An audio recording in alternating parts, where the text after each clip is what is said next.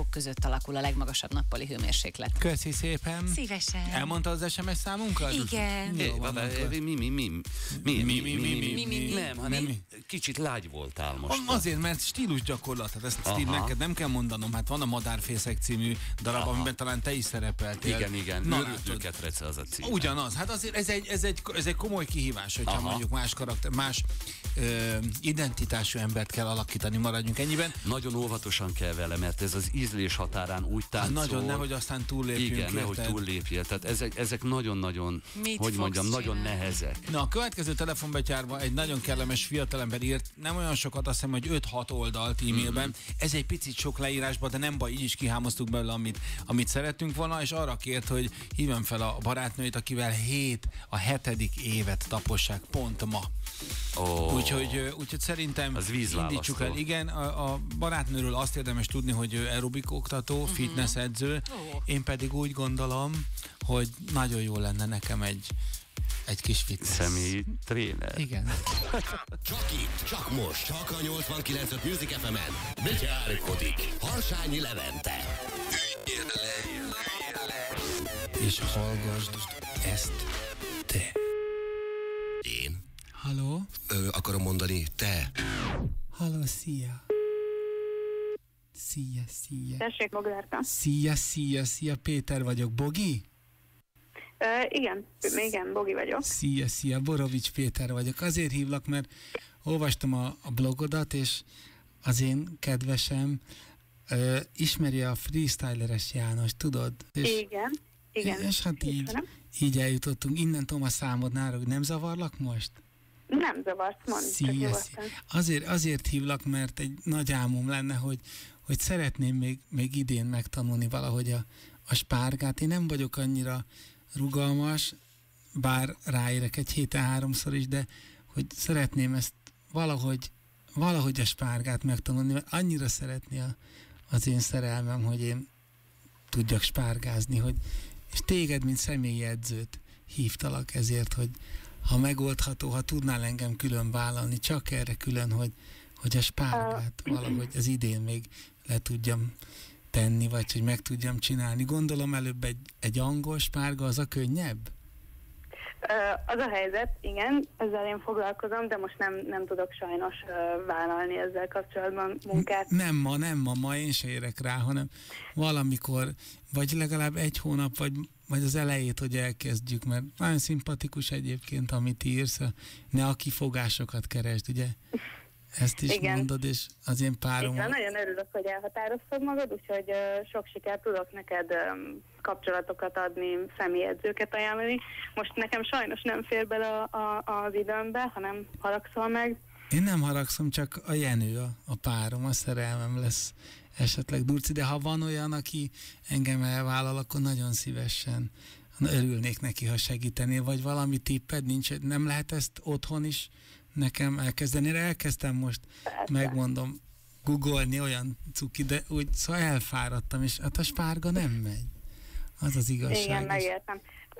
Hogyha esetleg tudnál küldeni egy e-mail címet, akkor én arra küldök neked kontaktokat, tehát pár személyedzőt tudnék ajánlani neked, akik tudnak ebben segíteni. Nagyon cuki. Esetleg videókat küldeni.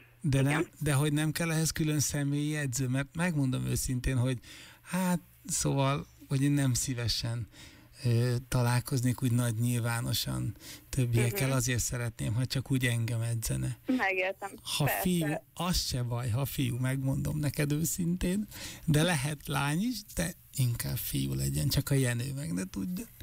Na mindegy, szóval, hogy ezt szeretném, hogy ez lenne, október 10-éig kellene, hogy a spárgát megcsináljam, akkor lesz Jencinek a születésnapja, és ez lenne a meglepetés. Annyira szeretné, de hát én már megmondom őszintén, már 35 elmúltam, nem hiszem, hogy én meg fogom tudni csinálni, de számomra biztosan meg fogod tudni csinálni, ahogy a blogomon is írtam, ne a kifogásokat keresd, Jenő biztosan nagyon örülni fog neki, amikor októberben lespárgázol neki.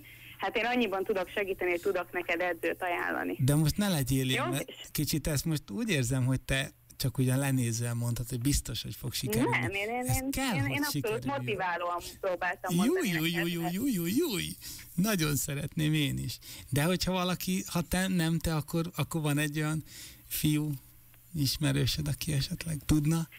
Igen. Az a helyzet, hogy az én barátom, a Drobinoha Ádám, hát ő is nagyon, nagyon szereti a fiúkat, és én őt tudnám ajánlani neked, ő biztosan megedzene téged, hogy a spárgát azt megcsináld. De jó? Úgy a barátod, hogy barát? Ja, nem, csak olyan barátok vagyunk, így is, úgy is, amúgy is, de ő biztosan neked segítene ebben, hogy megtanuljad. Jaj. Jó, úgyhogy én ezt ilyen motiválóan mondtam neked, hogy a Jenő örülni fog, de hát az Ádám is nagyon örülni fog, hogyha lespárgázol, én ebben biztos vagyok. Nagyon édes vagy, és akkor hogy kezdjem el? Ma már elkezdhetem a gyakorlatot, vagy hívjam fel őt, vagy téged? Hát én úgy kezdeném a helyedbe, érdemes minden reggel korán felkelni, mert tudod, aki korán kell, aranyat le, bekapcsolod a rádiót, és az önindítót meghallgatod. Az úgy megadja a lendületet a naphoz, tudad, az úgy jól indul már a napod. Az micsoda, Bogi? Mert annyit hallottam. Az egy baromira jó rádiós műsor, minden reggel megyek 8 órakor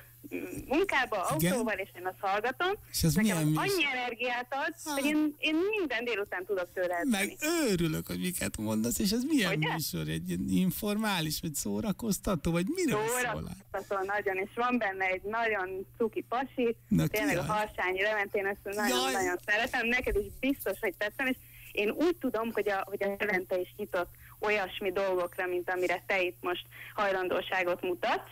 Hát és szerintem ezért gondoltam, hogy a Levente és az én barátom Ádám együtt összefogva rajta tudna segíteni, hogy a Jenőt megörvendezte. Megmondom neked őszintén, a Jenci a Levire a legféltékenyebb. Mindig, amikor látja, meg hallja, azt mondja, hogy ez egy igazi pasi. És mondom neki, hogy te kis maci, hát ezt ne csináld. Azt mondja, de, mert ő egy igazi pasi. De én úgy hallottam, hogy sajnos a Levi a lányokat szereti. Na mindegy, de most ne is a Leviről, hanem inkább arról, hogy, jó. hogy akkor én köszönöm a kedvességed, jó? És nagyon szívesen. Így, hogy január 14-e neked nagyon fontos nap. Én biztos vagyok benne, hogy a te Ádámod is fog annak örülni, de leginkább te, hogy rajta keresztül jutottunk el hozzád. Én Harsányi Levente, szia, Bogi! Ez nem ér, hát ez nem ér, hogy lebuktatsz. Hát de azért, tudod, miért buktál le?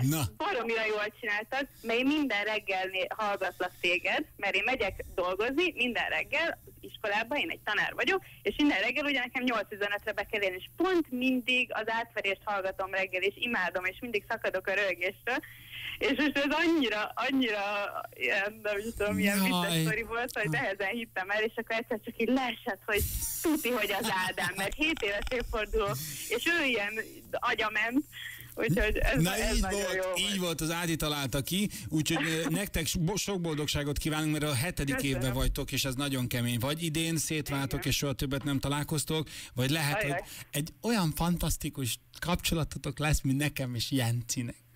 De utóbbit kívánom nektek, jó? Sok boldogságot. Szeressétek egymást, küldünk Music FM-es ajándékcsomagot, és akkor a speciális spárga oktatást azt most hanyagoljuk. De nem sokáig... Nem is értem, hogy miért. A Jenci örülne neki, pedig biztos. Megmondom neked, a Jenci egy csoda maci. Hagyjuk is, jó?